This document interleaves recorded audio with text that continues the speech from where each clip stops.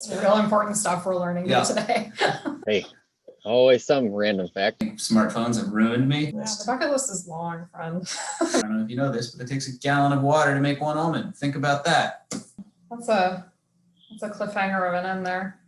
Welcome to Meet the Staff's PSIA and AASI Eastern Division.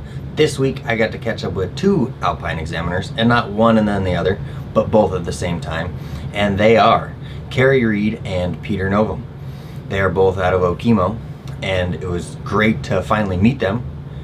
I've only ever met them kind of with a high five on the hill, so this was great to sit down and chit chat with them. They have a lot of awesome stories and adventures, but don't take it from me. Let's listen to them. Sit back and enjoy. Quick sell, who are you? Yeah, I am Keri Reid. I am a ETS member in the Eastern Division. I am on the Eastern team, and I am a manager of the ski and ride school at Okemo. Great. I'm Peter Novom. I am an examiner in the Eastern Division. I'm on the National Freestyle Task Force, updating the freestyle standards and whatnot. And I am the training manager of the Okemo Ski and Ride School. And also on Eastern team. And also on Eastern team. Yeah. How long have y'all been on staff? Gosh, I've been on staff for, this will be my 4th season. Yeah. Peter is on 5 or 6? Yeah, so I'm 1 year ahead of Keri because 2015. Yeah, that sounds right. Spring of 2015. Nice. So how long have you been members of AASI and PSIA? About the same amount of time for me, which is kind of weird, I guess. But I transferred in from the Canadian system, so I'd gone through up to level 3 there, and transferred in as a level 2, did my 3 exam, and then somebody was like, "You should go for dev team," and I was like, "Okay." So I'm not really expecting anything, and I was successful that same year. So. Pretty wild ride for me. Pete's been a member for quite a lot longer. Yeah, I mean, I've been involved in PSIA since high school. So this is like my 22nd. No, well, it's my 18th or 19th year doing this, but I've been, if you include summer seasons, it's like my 22nd or 3rd season. And I think I'm about 16 years of PSIA. So. Oh, nice. So just a little while. What 1 or 2. What certifications do you have besides your full certs? I have a children's specialist too. I, like I said earlier, I'm a CSIA level 3 certified. I'm, believe it or not, certified level 1 in Japan, which is more or less useful, but I have that up my sleeve. I've got an avalanche awareness course from the Canadian Avalanche Association. That's me.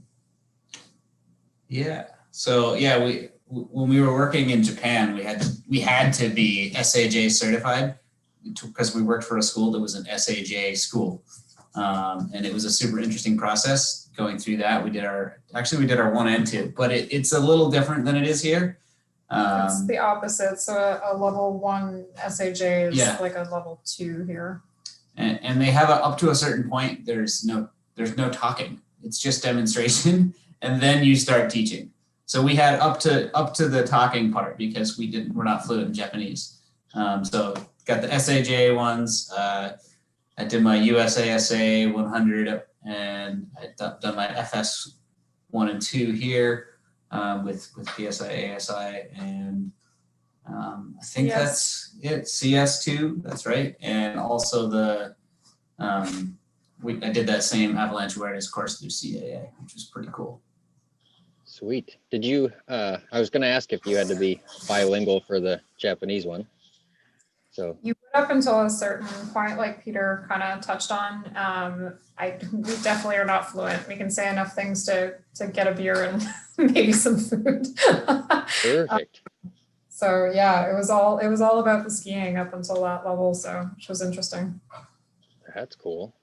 Do you need the avalanche certification for the Canadian standard, or is the avalanche just something for fun? You don't. So I was heading, I guess, before I left home, I was heading towards a level 4. So there were a few like prerequisites that they're looking for, and that was one of them, which is why I started that. Oh my gosh, I'm so sorry. We have a puppy. Oh, nice. What kind? This is a tangent. We have an Australian Labradoodle. Oh, look at that. And he's a little pest. He's drawing your attention. Yeah. Nice. So How old? he's 8 months. Oh, man. And he's pretty big, too. He's a baby. So, but well, I think the avalanche awareness came also out of working in Japan, right? So what were we saying? I was just saying the avalanche thing, it's not necessarily a part of any particular pathway, but it can count as a prereq for a level 4. So just trying to keep ticking those boxes at the time. Nice. And like Pete was saying, it's definitely avalanche terrain where we were. So it was super interesting, and we were actually, it was, hands-on in the backcountry, which is really cool. Yeah, I mean, what's cool about where we were in Hokkaido is that it's like ideal avalanche terrain, right? Because it's not super steep. It's like that 30-degree to 35-degree angle that just accumulates snow. And like one of the seasons we were there, they got like 17.5 meters of snow. Oh, wow. There were avalanches going off. People were getting hurt. Like it was crazy. But it also made for some pretty amazing skiing and riding. That it did. Yeah. So where have you all taught? I'll let you take it away. Let's see. So I started at Temple Mountain in New Hampshire. I was a junior instructor there, and then I was a ski instructor at Pat's Peak for a few years, and then I went to Green Mountain College, and so that's how I came to Okemo the first time. So then from 2004 to 2011, I was at Okemo. Then I started going to New Zealand in 2009. So I was doing Okemo, New Zealand, and then we ended up doing Japan, New Zealand for a few years, and then came back to Okemo in 2014. Sweet. And in the process, I met my lovely wife here. Yeah.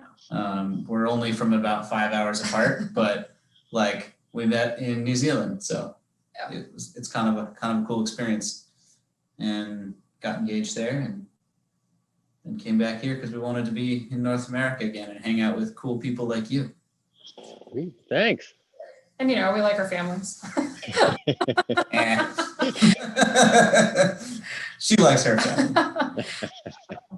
I started at a tiny peanut of a resort called La Réserve, sort of north of Montreal, and then I was in New Zealand from there, believe it or not. So worked at my home resort for about a decade. Landed at the Remarkables in New Zealand, which is where we met, and then Niseko Village in Japan, and then Okemo. Where's Temple Mountain? It's defunct now, but you can see it if you know the like Lost Ski Areas webpage that has all over I think North America, but definitely New England, because there was hundreds of them that don't exist now. If you go from Peterborough over 101, you'll see Miller State Park on the left, which is still there. The state park's still there. On the right-hand side was a ski resort. 630 vertical feet. We called it 2-turn Temple because that's how many turns you needed to make. Hey, that's all right. Pretty cool lift though, and pretty cool. It was rugged. It was her first resort, La Reserve, was similar, I think, in a lot of ways. These little resorts that Tiny, are like but really short, gnarly. but have like pretty cool terrain that challenge you. Sweet. Did you get a lot of snow up there in Montreal? Yeah, I mean, it depends on the season, just like most places in the East. We definitely were in a bit of a snow belt where I was, so we get some pretty solid winters for sure.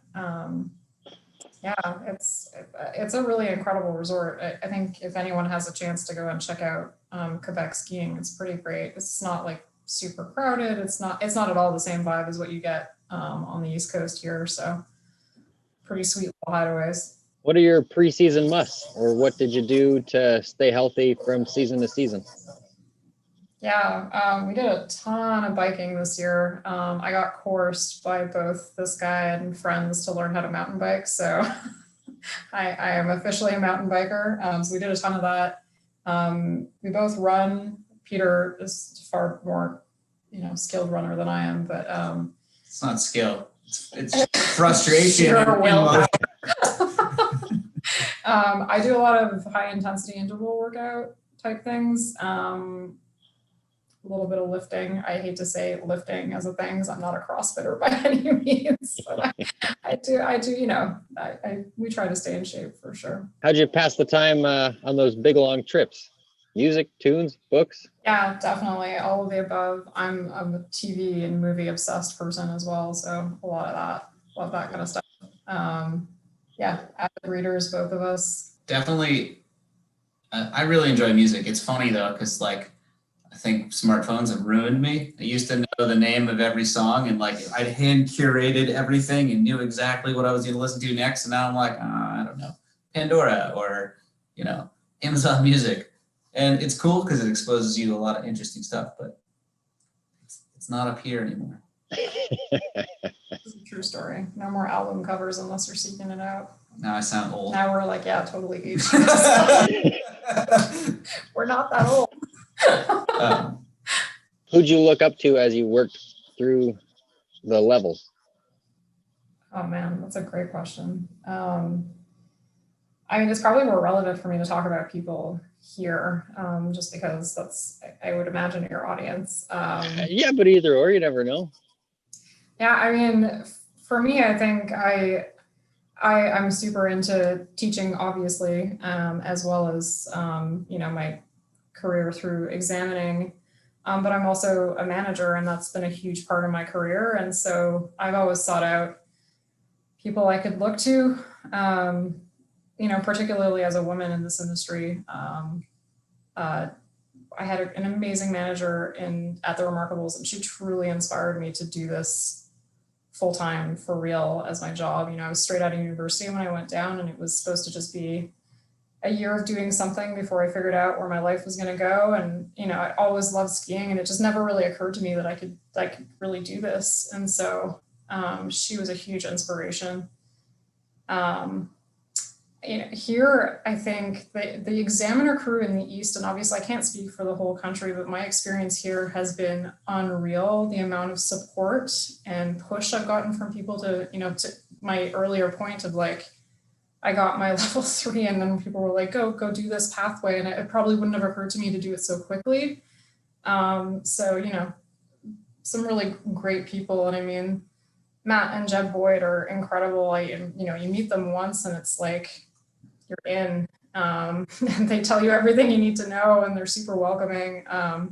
Kathy Brennan as my dev team coach was wonderful. Can't speak any higher of her. Doug Daniels took time to just take me out and run me through some really basic stuff PSIA related and gave me a picture of how CSI and PSIA kind of related to each other, and brought me into that picture. I don't know that he knows how much of an inspiration he was in getting into this, but he definitely is on that list. I could go on and on and on. Dave Capron, just an awesome person all around. Bill Bierman, again, I'm going to stop because there's so many people. Wow. And if I did not name you, please know that if you are anywhere in my life in this, you were huge, and thank you. Well, my list will probably sound similar, but working at Pat's Peak was when I think I really got exposed to real training. No offense to the people at Temple, but partially I was just a junior instructor, and the program's different. But I got to Pat's Peak, and they train every day. If you weren't teaching, you weren't training. But I didn't feel like it was a punishment or anything. I was pretty excited. I remember doing hop turns. So they got this run called Hurricane, right, at Pat's Peak. And I remember doing hop turns top to bottom because Luke Martin, who's now an examiner, was trying out for dev team. So he was like, come, we're doing this. And I'm like, me? I'm not, why me? And, they included, they welcomed, but they also didn't the expectation was there. You're going to do this. Yeah, it's hard, but you're going to get better. And so I've met a lot of people like that. And it's cool because, full circle, I'm now on the Eastern team with Luke. And that's kind of a fun experience, right? And I don't know that I would have predicted that outcome when I went back in the early to mid 2000s when I was doing this. But you know, people like Matt and Jeb and Dave Capron and Doug, people that are like, you know, you go to an event, you're kind of thinking about doing an exam, and they're like, no, dude, come on, like you got this, you can do this, right? And it's about the personalities. Yeah. I don't know that I don't want to say it's not the same in every division, but there's something about our ed staff that are especially welcoming. And I thought when I made ed staff that I was gonna feel like some competitiveness to stay current. Like they were afraid that I was gonna steal their job, and they were like, take it. They're like, we need new people. Like, come on, man, we can't do it all. We're not gonna live forever, you know, like go. And I was like, holy smokes, like that is the ultimate attitude in terms of bringing people into the sport. So hopefully we can do that at some point. Be super remiss if I didn't mention Chris Saylor also, who's our senior manager here at Okemo. But when he took us on board and we kind of laid out our goals, he made everything, he moved mountains literally to get us to where we needed to be. And, you know, his goal was to grow examiners. And here we are. So, yeah, he was incredibly supportive. How many ed staff members are at Okemo? Ooh, we've got, I think we're up to like 6 now, including us two. Yeah, we've actually taken on some new people, which I probably shouldn't be announcing out loud yet, but we've just hired some people that like aren't fully through the process yet that are joining us. But Luke Martin works with us. Katie Brenton, who's on development team. Chris Saylor's an ace. So that's 5. Burley Sunflower on the snowboard side. Todd Ainsworth. Gosh, the numbers are going up. You know, it goes like this. Like, you know, Amy's been working with us a bit. Amy Gann, but she's probably going to come in her national team capacity from now on, rather than as an employee. So I don't know if we would count her.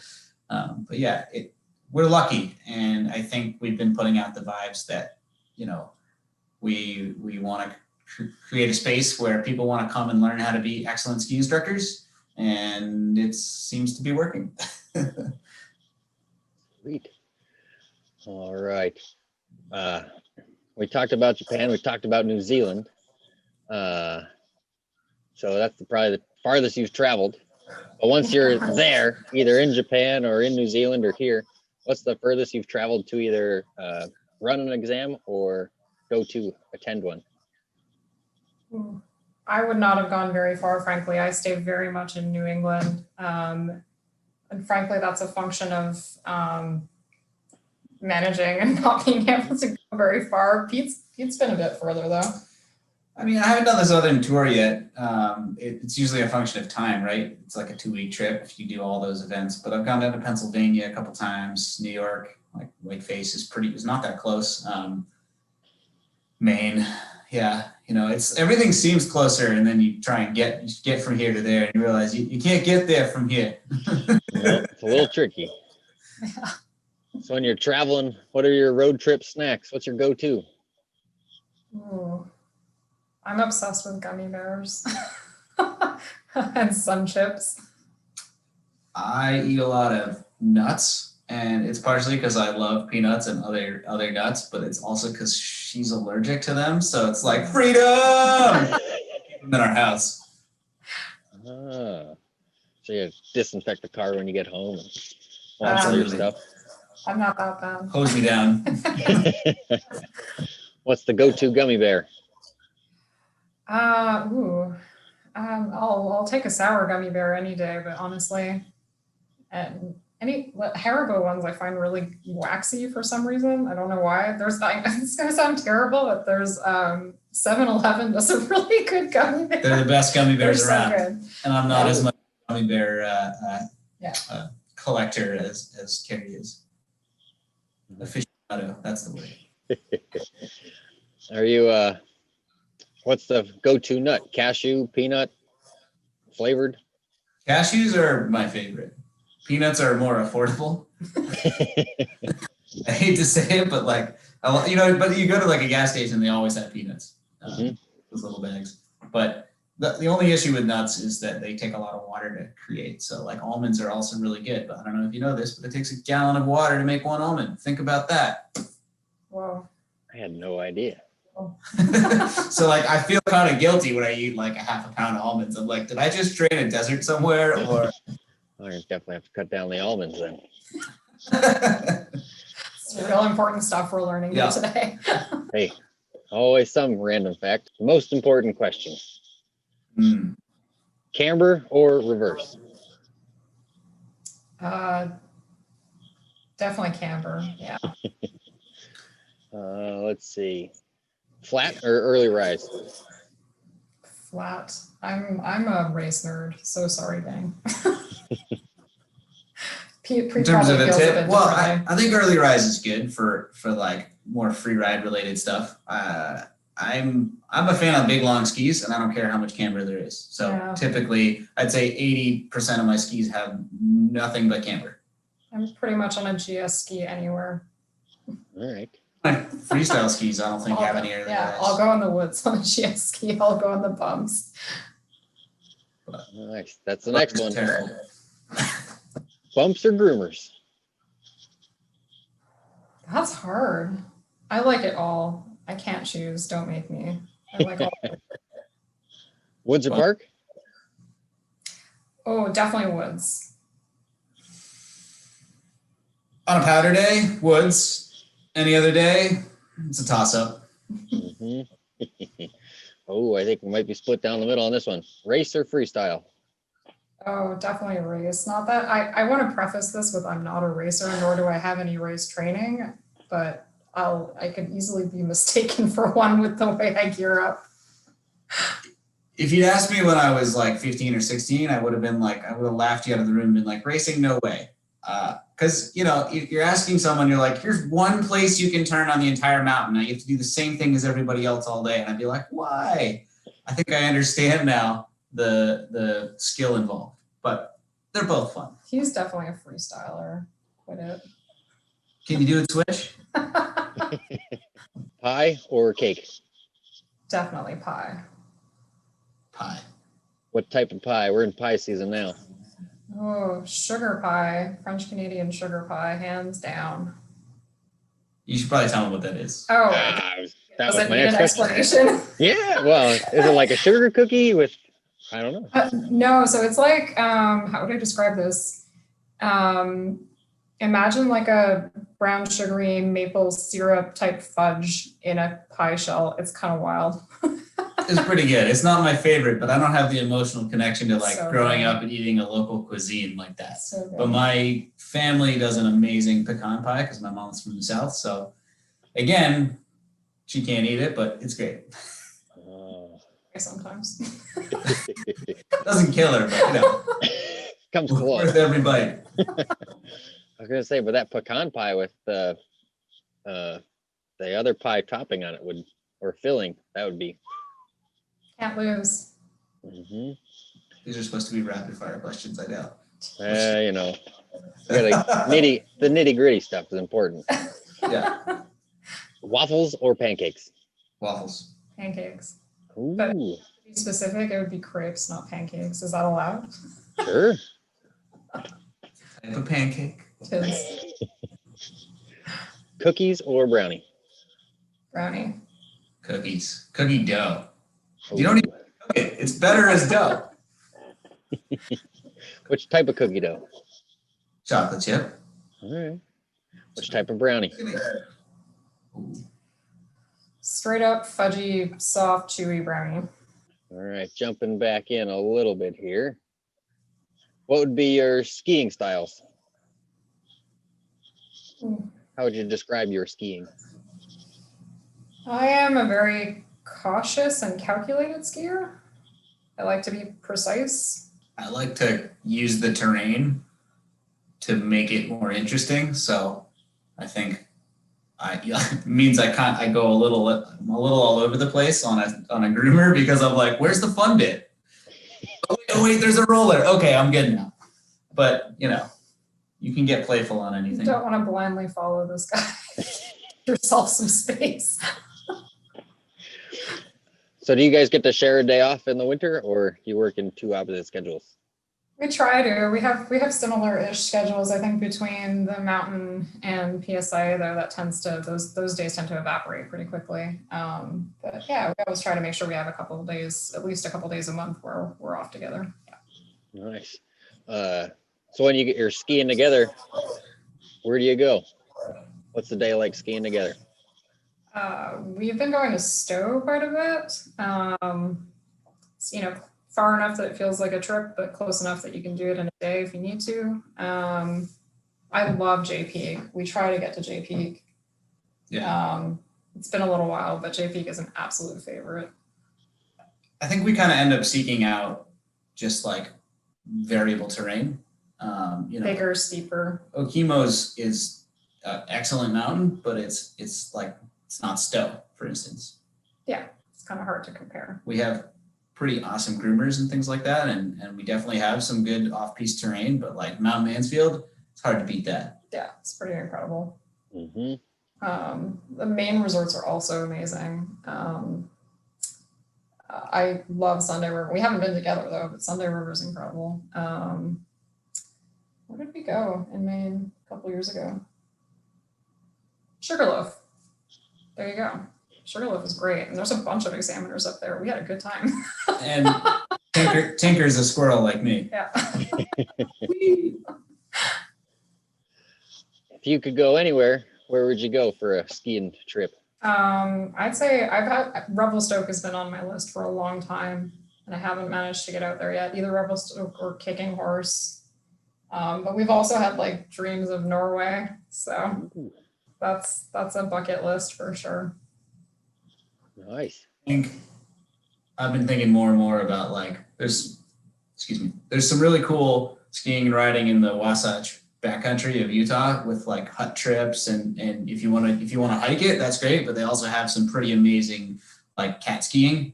I've been dreaming about that. I think I also would put Revelstoke in there because it's lift access. It's really pretty amazing terrain, and the town's cool, and it's got, I don't know, a different culture and a different vibe than like a Vermont or a New England vibe. The guy who owns Bald Face started a cat skiing operation in Utah, I think, this year. Or was it Colorado? Cool. Yeah, I mean, honestly, between you and me, any cat skiing, sure, Yeah. sign me up anywhere. Let's go. I will say though that like skiing and food go hand in hand. So I think it was really, really amazing. If I hadn't already spent a bunch of time working and living in Japan, I would be in a heartbeat to go back. The only reason I'm not is because like I feel like I should go somewhere new, but it has that pairing of like there's nothing better than skiing in a bowl of ramen. Yeah. And I think if you go to like Austria or Switzerland, where the mountain food is part of the culture, and you can ski from like little restaurant to little restaurant or little bar to little bar, like that also is definitely on the bucket list. Yeah, the bucket list is long, friend. Hey. Go on. Hey, that sounds like a bunch of good adventures and some stories. Drink some schnapps, eat some cheese. Yeah. Yeah. So what do you do after a day of skiing? We go for a drink often in town. There's this amazing little cocktail bar on Main Street in Ludlow. That's a Sunday, finish a weekend, grab our crew, go and Nice. towners are like cruising out. It's that's a hang. Otherwise, if I'm super honest, I'm usually exhausted. Usually just like throw on sweats and call it a day. Pete's way more adventurous than I am. What do you do after a day of skiing, Peter?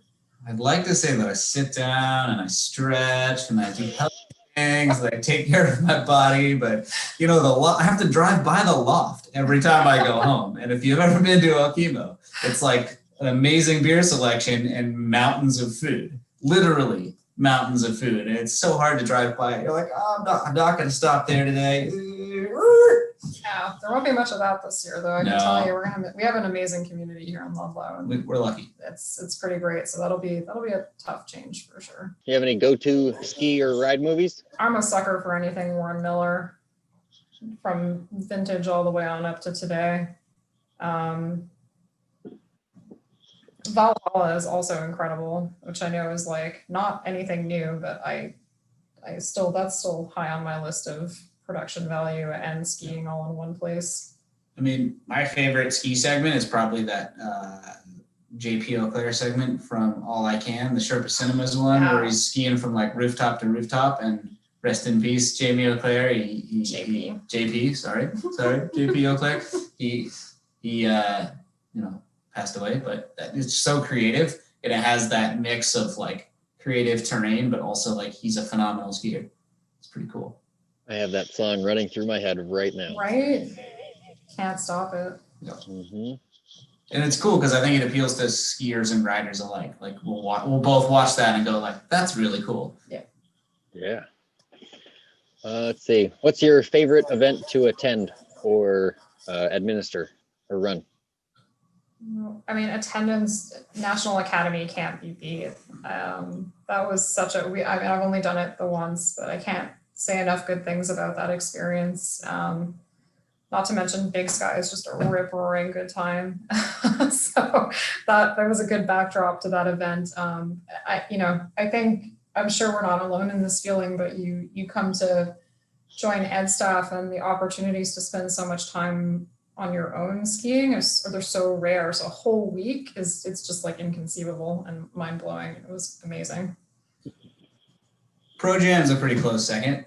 I've never been an attendee. Running Pro Jam. But I've worked it a bunch. Running Pro Jam is fun. And that's wild. And it's a good time. Because 2 days is like not the same in terms of connecting with people. And by the end of like the night of the fourth evening, I think there's always a banquet, right? And by that point, you're all best friends with everybody, and like everyone's partying and hanging out. It's pretty cool. And yeah, National Academy as an attendee was pretty amusing too. I'm a fan of the bump events too. Love running those. Those are super fun. Really enjoyed my CS2 actually. That was one of my favorite events. And I did it, not, I wouldn't say begrudgingly, but we didn't have to do it when I got my level 3, right? And so they told me when I joined ed staff that I had to do it. And I was like, yeah, okay, fine, I'll go do it. But I had so much fun. So much fun. I tell everyone I can. Anyone who will listen, I rave about CS2 because it's a great event. I don't think there's not a place you'll learn more in one place at all at the same time. / the ACE team are incredible. Yeah. Who did your CS2? I had Grizz. Oh, we had Mickey Stone. Mickey Stone, thank you. Oh, nice. Yeah, it was fun. So yeah, and we had it was fully multidiscipline. Yeah. Mickey was on tele gear, and we had a rider in there. We had skier. It was super great. Yeah, that aspect is hugely appealing too. Yeah. Yeah, it's kind of fun having a big group of all different stuff. And it's like, oh, okay. Yeah. Yeah. So yeah, what's your spring, fall, and summer look like usually? Are you at the resort year round or? Typically, I'm recruiting. So the same ski school we worked for in Japan kept me on a consultancy basis, and I've been doing their hiring. This year, obviously, was not the case.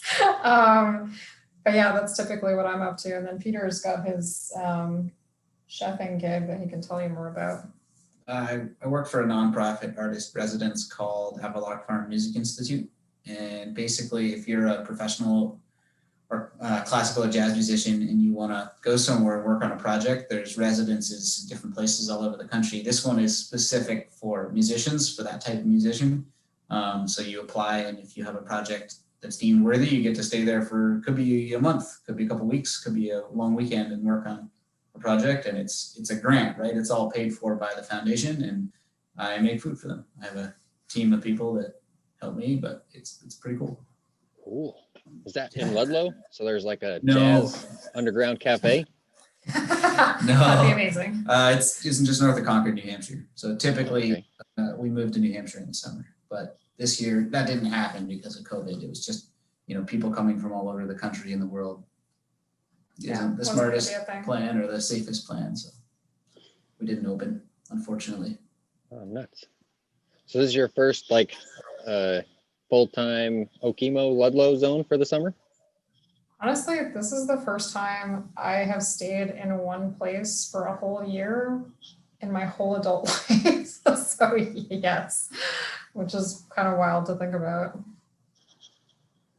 It was nice, not gonna lie. I love the seasonal back and forth and moving around. It keeps things really exciting and interesting. But it was also really nice to stay put and be with the same crew. And honestly, Ludlow in the summer is also great. So it was nice to get to experience it. I never knew there were so many shades of green until living in Vermont for Wow, 365. it's beautiful here. Where are you from? I'm from Rhode Island originally. Very cool. Yeah, and then I'd spend the summers up in northern New York rafting, and then I'd come back here for the winters. Nice. You guys ready for the spring? Yeah, I mean, we're trying to be. I think, we're all waiting to see how everything plays out and certainly preparing like it's going to happen. So, yeah, we were prepared last spring, so we're ready to go. Nice. Yeah. It's definitely it's a lot to prepare for, and I feel like everything was put on pause in the spring, and so now I kind of need some reassurance almost that it's going to happen. So it's like hard to wrap my brain around, like what am I actually preparing for if I can't travel to Colorado? But at the end of the day, it's a super interesting process, and there's all the criteria is laid out, and so I think that all the stuff that we're doing right now, like you're doing with this recording, working on all my different presentations and things for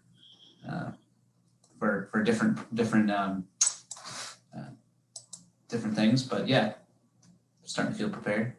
That's a cliffhanger of an end there. So where can people follow y'all?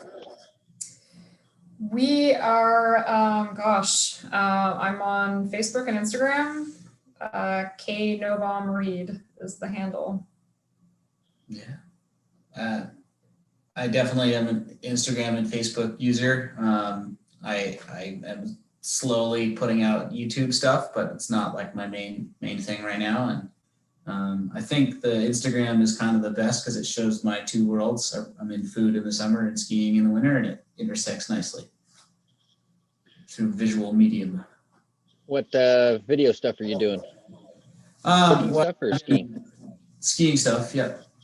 There's one food thing on there, but like I've got like a few videos out, and every year I try to do more, but life is busy.